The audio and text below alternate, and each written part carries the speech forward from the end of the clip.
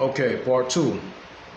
So like I said, with the French Mastiff, he started changing because now he had the bulldogs with the pug component in it.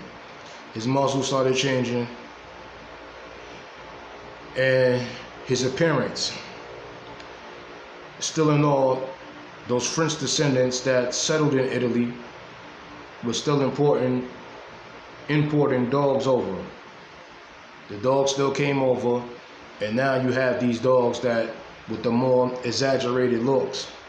They were changing, and they bred some of those dogs into the Corso. So those Corsos started changing as well, and those Corsos were basically the night watchman's dogs, which Italy was poor. I just told you France took over, and the French, trying to, because they sacked Italy and took their wealth. And so there was a lot of poor people were starving, so there was a lot of robbery going on. So these French descendant people had police officers, call them night watchmen, and they'll watch the people's estates and stock, and also the people also had the earlier Neo, which was Corso and Bordeaux cross. And this is where the Neo is getting characteristics and traits, because people don't study enough about dog traits. So when the pug was introduced to the bulldog nose got shorter. They tend to get more dewlaps around the mouth area. Before that, straighter muzzle dog. When those dogs were bred into the Mastiff, and the Mastiff bred into the Malosla, the Corso, the traditional Corso, more of the dewlaps started coming around the face. The dogs looked more exaggerated. People gravitated to that style of dog. So now you had a separation, or two different types of dogs running around in Italy back then. Still in all, both dogs are traditional. It wasn't sloppy like today's Neo is. So as time progresses, beginning to the 1900s, I told you Perio Scanzi made a breed club. He's the father of the Neapolitan Mastiff. Called the dogs Neos from the people of Naples. They wanted the dogs to be called Neos. This happened in 1946. So you hear stories that, World War I, World War II, and other even back in the day wars, that, the Corso was affected. There was a little bit of Corsos around. Not the truth. Corso always been in existence, in circulation in Italy. Italy is a strange place and a mysterious place. A lot of Italians, even to the present day, as I was told, don't like strangers. They don't. They don't mess with different townships in Italy. They don't, unless you have family there. If you have family there, that's different. But if you don't have a family member that lives in the next town, and you go to the next town, you might have a problem. That's just how it goes in Italy. People are poor. People, I love Italy because of the culture and the family ties of the Italian people. So I can respect that. And I do respect it. What should have happened was they should have kept the dogs traditional. You see old paintings and stuff like that of the English and the French disrespecting Italy.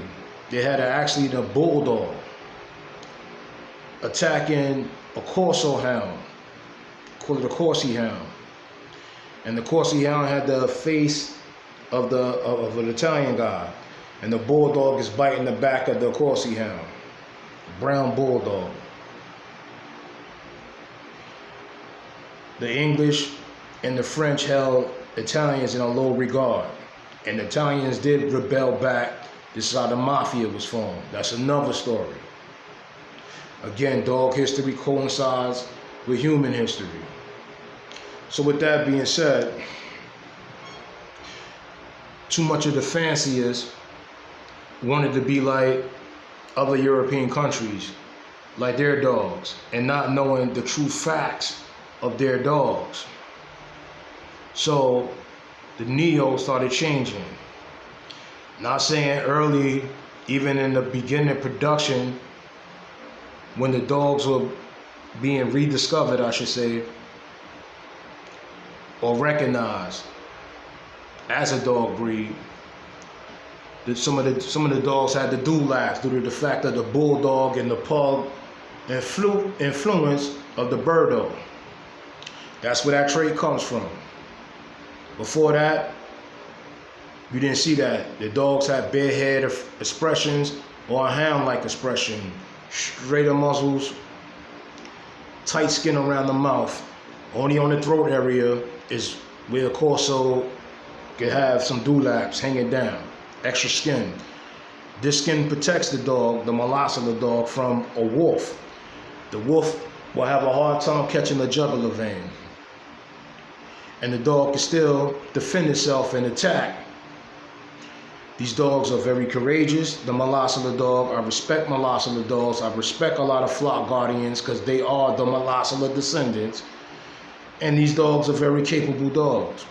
I respect the alarm dogs because they were also used in Roman times. They weren't called that, but you see the slender hounds that were used in going hunting and stuff like that.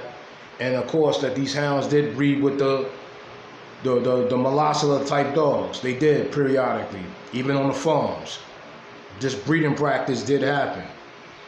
And so not changing the appearance of the dog or not taking away from the dog, but actually made the Corso a little bit more lighter in his feet, gave his cat-like agility and his reach, because when the Corso is gaiting and moving, it's supposed to be a long reach. Elegant with power, like a big jungle cat or something like that. And you notice that the jungle cat, when it's moving, is reaching, stretching out. Front legs to the back legs. Back legs have to kick off with a lot of power. And the Corso, due to the fact of the hound introduction, it can run. So it's a Corso Mastiff, which is a running dog. A running dog. It's like your Cane dog and etc. So, with that being said, with the back history a little bit, let's move forward. The Neapolitan started getting popular in the 60s and 70s.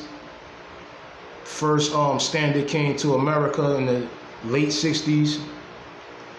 And the first standard clearly says again, Neapolitan Mastiff,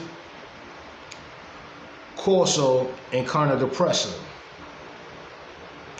It gives you origin, and the document is circulating around the internet too. So people saying that these Corsos are not, and the Neo is not one of the same or never was one of the same, that's fabrication, that's a lie.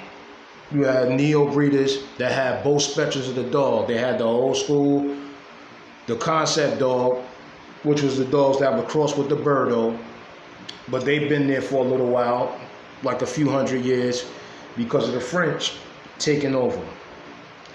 But as the French dogs changed, some of the Corsos changed, because they were being bred with the birdo still. So the birdo, also interesting tidbit. Get a book, Fighting Dog Breeds, from Fig Dietrich. Fig Dietrich explains that not just with the inbreeding and line breeding, but also the color came from the birdo.